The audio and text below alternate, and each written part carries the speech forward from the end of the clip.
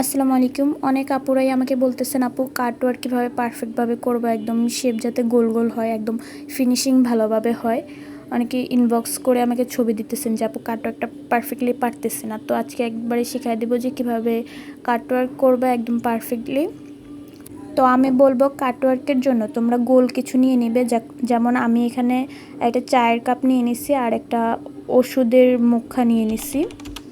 তো এইটা হচ্ছে 2 ইঞ্চি থেকে 2 সুত কম আছে ওষুধের মুখাটা, আর চায়ের কাপটা হচ্ছে 2.5 ইঞ্চি আছে। তো ফার্স্টে হচ্ছে কামিজের নিচের জন্য আমি কাটওয়ার্কটা কেটে নেব। তো কামিজের নিচে হচ্ছে 25 ইঞ্চি ঘের, তো সাথে 2 ইঞ্চি এক্সট্রা নিয়ে নিলাম।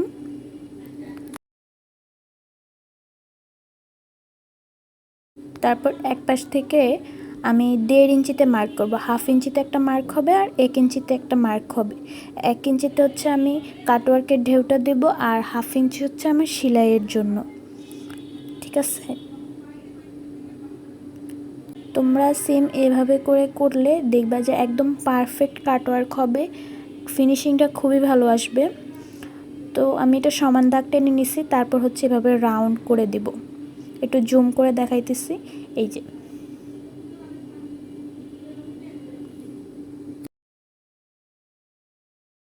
বুঝতে পারতেছো আমি 1 ইঞ্চিতে এটা হচ্ছে রাউন্ডটা দিতেছি। একটু ভালোভাবে খেয়াল করলে তোমরা এটা করতে পারবে, খুবই ইজি, কিন্তু এটা ফিনিশিংটা খুবই ভালো আসে।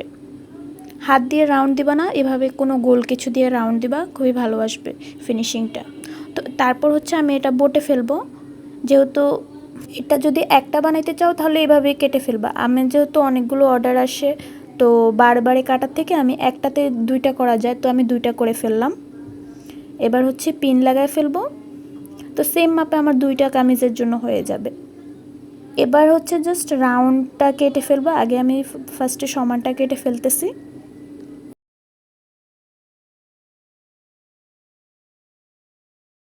এবার একটু আস্তে আস্তে করে রাউন্ডটা সুন্দরভাবে করে কেটে ফেলবা, তাহলে তোমাদের কাটওয়ার্ক একদম রেডি।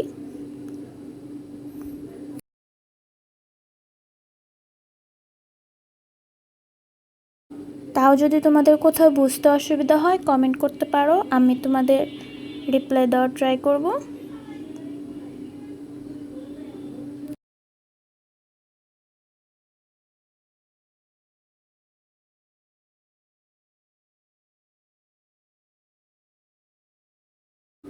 তো আমার এটা হচ্ছে কাস্টমার জামার নিচেও দিছে, হাতায়ও দিছে, তো আমি হাতার কাটওয়ার্কটা এবার করে ফেলবো। এটা হচ্ছে জামার নিচেরটা আমি মাঝখান দিয়ে কেটে ফেলতেছি, তো এখানে 2টা হয়ে গেল, আগেই তো বললাম। ঠিক আছে,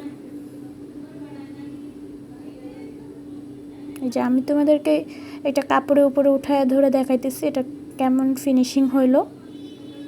তো সেমভাবে দাগ দেব, 1/2 ইঞ্চিতে একটা দাগ দেব, আর হচ্ছে যে এখানে 1 ইঞ্চির থেকে 2 সুত কম দিয়ে একটা দাগ দিব, দিয়ে তারপর হচ্ছে সেমভাবে গোল করে কেটে ফেলবো।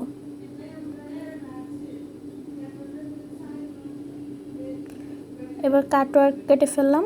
এটা হচ্ছে হাতার জন্য, একটু ছোট, হাতাতে একটু ছোট দিলে ভালো লাগে, জামার নিচে হচ্ছে একটু বড় দিলে ভালো লাগে। তো আমি তোমাদেরকে গলা কাটিংটাও দেখাবো। আগের ভিডিওতে তোমরা গলা কাটিংয়ের অনেকে ডিটেলস চাইছো যে কিভাবে করি, তো আমি এখানে গলার কাটিংটাও দেখা দেব। গলার লং হচ্ছে 6 ইঞ্চি প্লাস 1/2 ইঞ্চি হচ্ছে শোল্ডার সেলাইয়ের জন্য, আর 1 ইঞ্চি হচ্ছে নিচের এক্সট্রা, আর গলার পাশটা হচ্ছে 6 ইঞ্চি ফাঁকা। তো এই রাউন্ড ইয়াটার জন্য 4 ইঞ্চিতে গলার শেপটা দিব, আর গোলটা হচ্ছে যে তোমার 2 ইঞ্চিতে থাকবে। তারপর হচ্ছে রাউন্ড করে শেপ করে গোল করে ফেলবো। এবার হচ্ছে দেখো নিচের গোলটা কিভাবে দেই। গোলটা তোমরা একবার খেয়াল করলেই পারবা, ইজি আছে, সুন্দর আছে।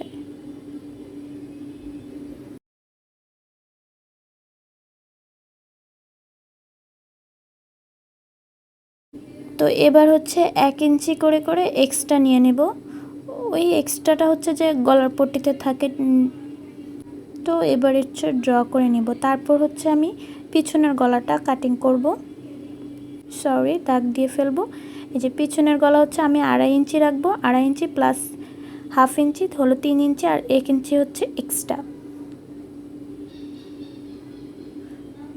তারপর হচ্ছে এবার হচ্ছে এটাকে গোল করে ফেলবো।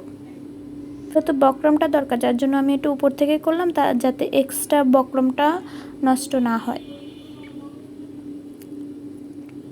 এবার এটাকেও রাউন্ড দিয়ে ফেলবো।